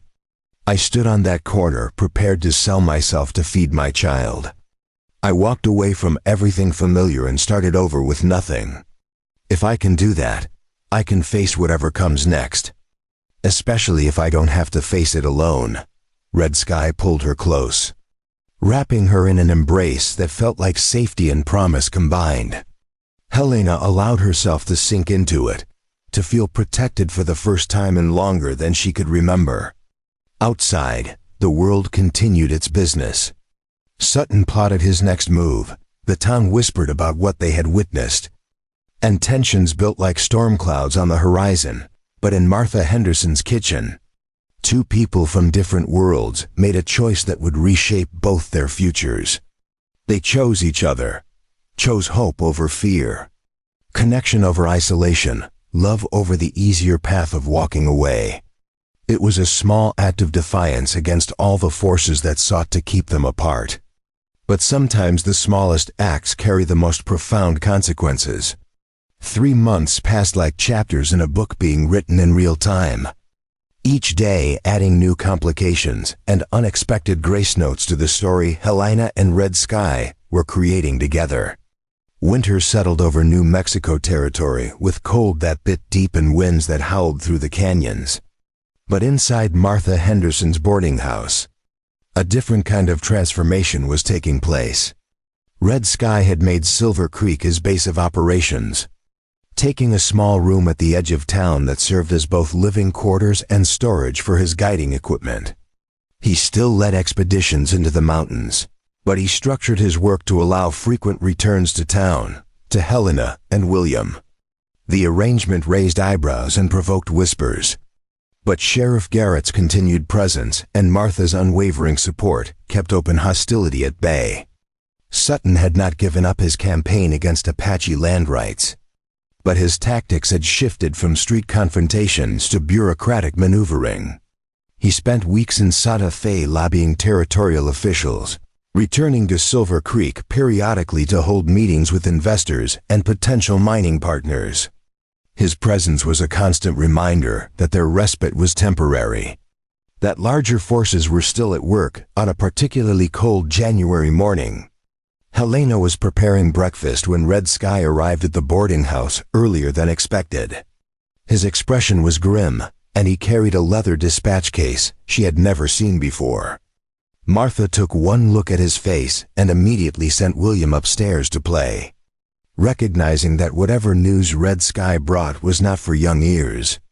"The survey results have been released," Red Sky said without preamble, spreading a map across the kitchen table. "The territorial governor has redrawn the boundaries of Apache lands, reducing them by nearly 40%. Helena's hand flew to her mouth as she studied the map. The new boundary lines cut through traditional hunting grounds, separated families from ancestral sites, and opened vast stretches of mountainous terrain to mining claims. It was exactly what Sutton had been working toward, dressed up in official language about legal clarifications and efficient land use. "This is theft," Martha said bluntly, leaning over the map. "Plain and simple, they're just using legal paperwork to justify it." "My people are gathering," Red Sky continued, his voice tight with controlled anger. "The elders are meeting to decide how to respond.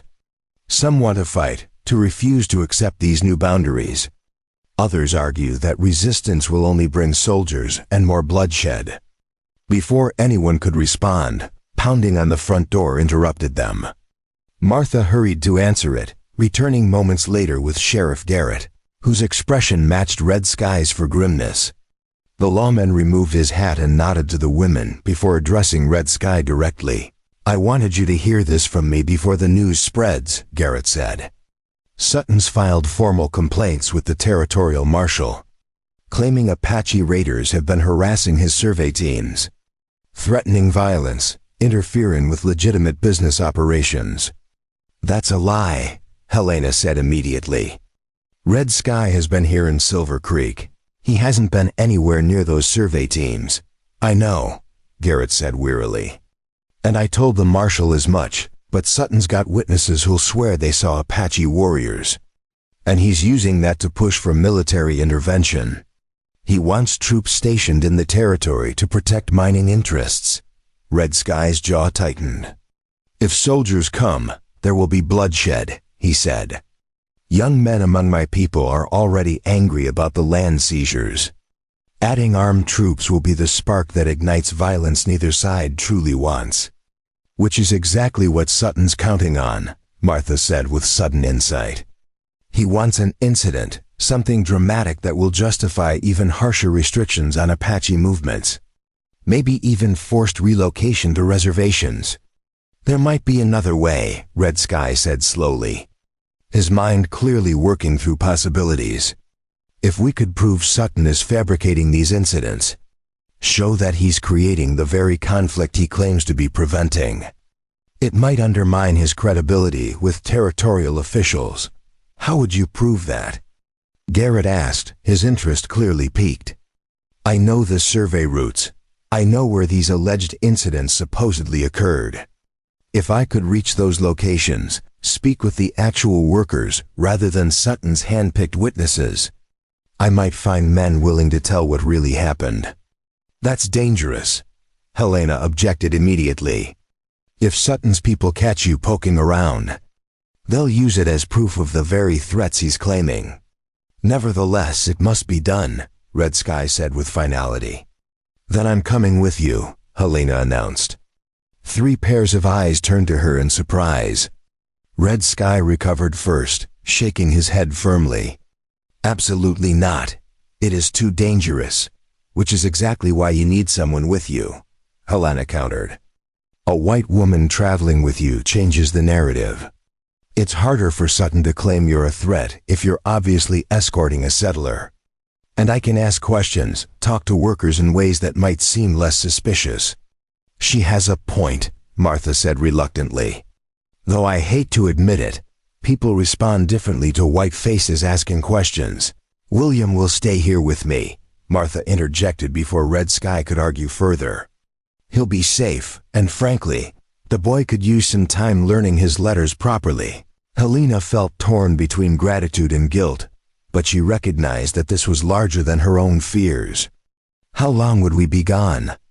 She asked Red Sky. 3 days, perhaps 4, he estimated.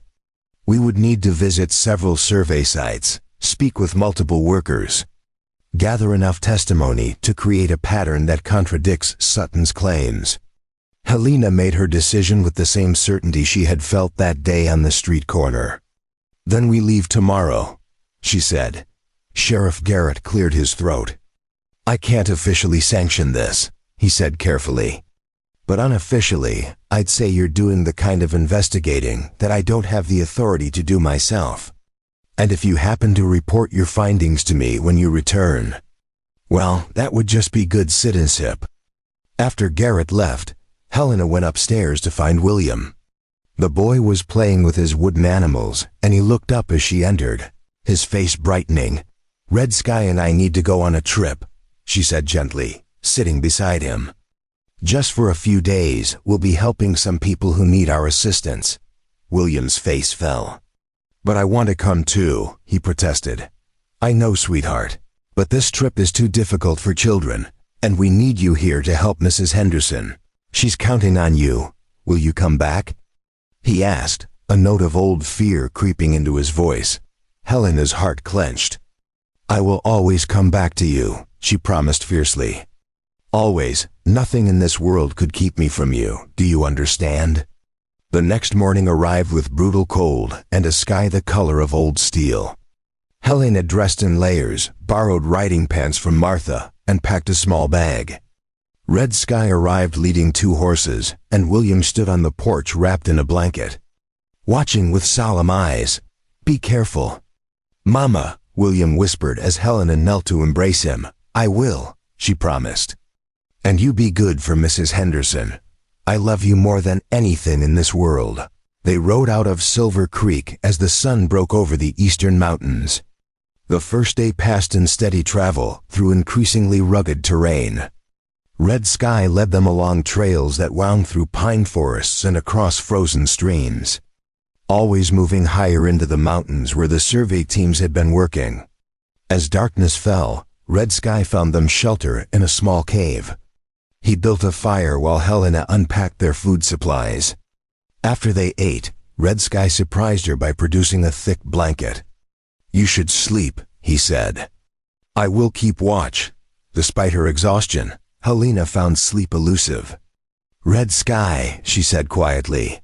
What happens if we succeed? The land has still been taken. Then we will have bought time, Red Sky replied.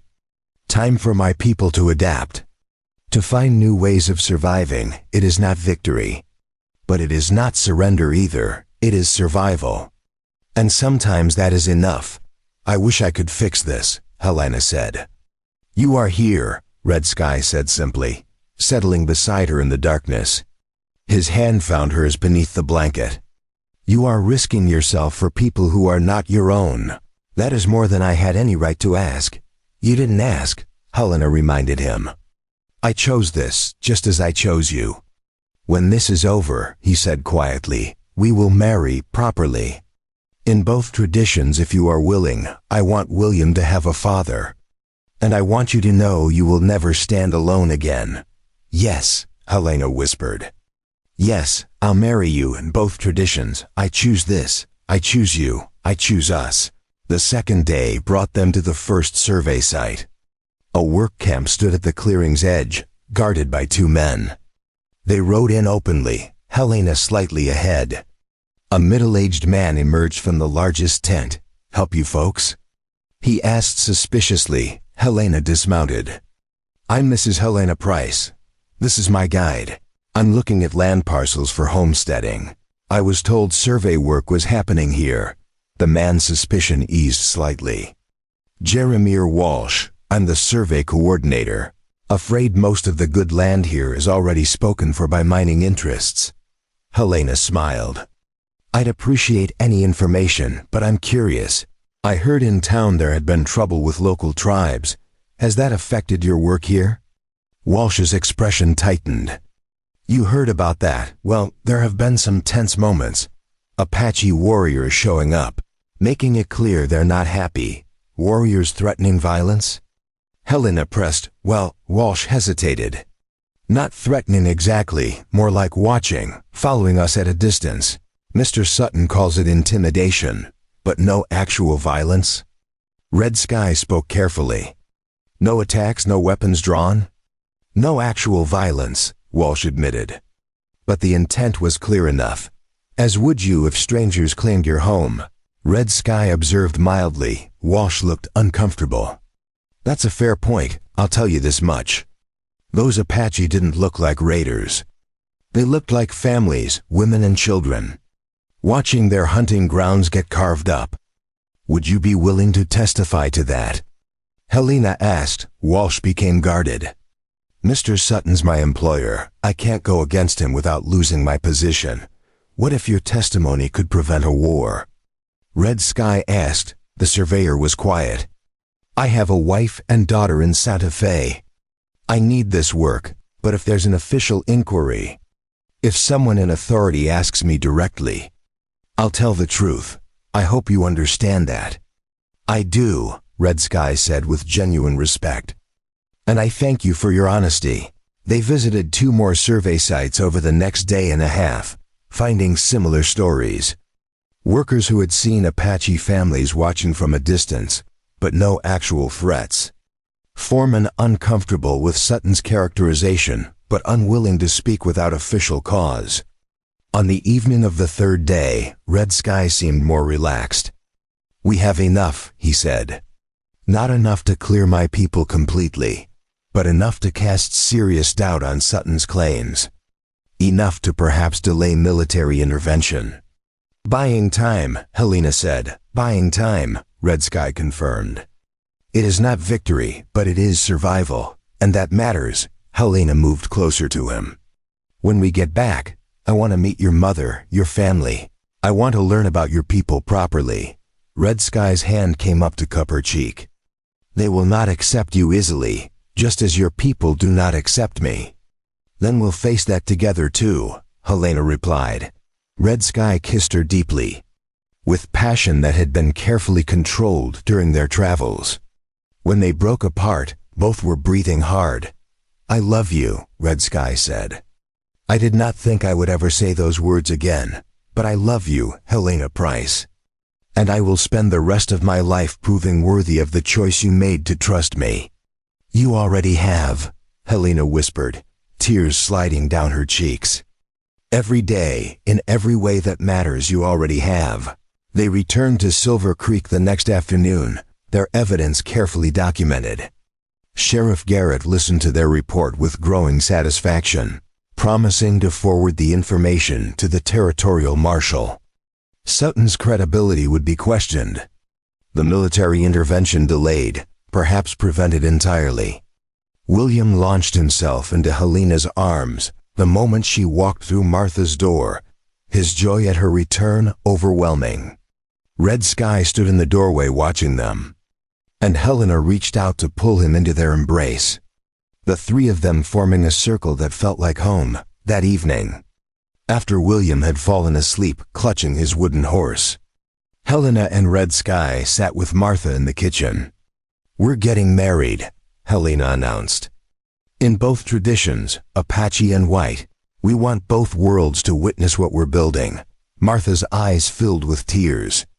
It's about time, she said. I'll help with the arrangements, and anyone who objects can answer to me. 2 weeks later, on a cold but clear February morning, Helena Price and Red Sky stood before witnesses from both communities. Pastor Williams performed the Christian ceremony in the morning, and in the afternoon, Red Sky's uncle conducted the Apache blessing in the foothills outside town. Not everyone approved, many still whispered and judged. But enough came to witness, enough chose acceptance over prejudice, that Helena felt hope for the future they were building. William stood between them during both ceremonies, his small hands gripping theirs, binding them together as surely as any vow. When it was done, when the words had been spoken and the blessings given. Helena looked at Red Sky and saw her future reflected in his eyes. Uncertain perhaps, and certainly difficult, but also filled with love and purpose and the fierce determination to create something beautiful from the broken pieces of their pasts. They had started on a dusty street corner with desperation and an offer born of hunger. They had built something neither could have imagined, a family forged not by blood, but by choice, by courage, by the radical act of seeing each other's humanity when the world insisted they were enemies. It wasn't a perfect ending. There were still battles to fight, prejudices to overcome, a world that would test them at every turn, but standing together. Helena and Red Sky and William, they were ready. They had survived the worst and found each other in the ruins. They had chosen love over fear, hope over despair, connection over the safety of isolation, and that choice, renewed each day in small acts of courage and compassion, was its own kind of victory, the circle that had brought them together. The cycle of violence and loss and desperate survival had been broken by something stronger, by two people saying yes to each other, by a child learning he could trust again, by a community slowly, imperfectly, learning that love was not bound by the color of skin or the traditions of birth. That family was what you built, not what you were born into. And in that breaking, in that choosing, hope took root and began to grow. Up next, you've got two more standout stories right on your screen. If this one hit the mark, you won't want to pass these up. Just click and check them out. And don't forget to subscribe and turn on the notification bell so you don't miss any upload from us.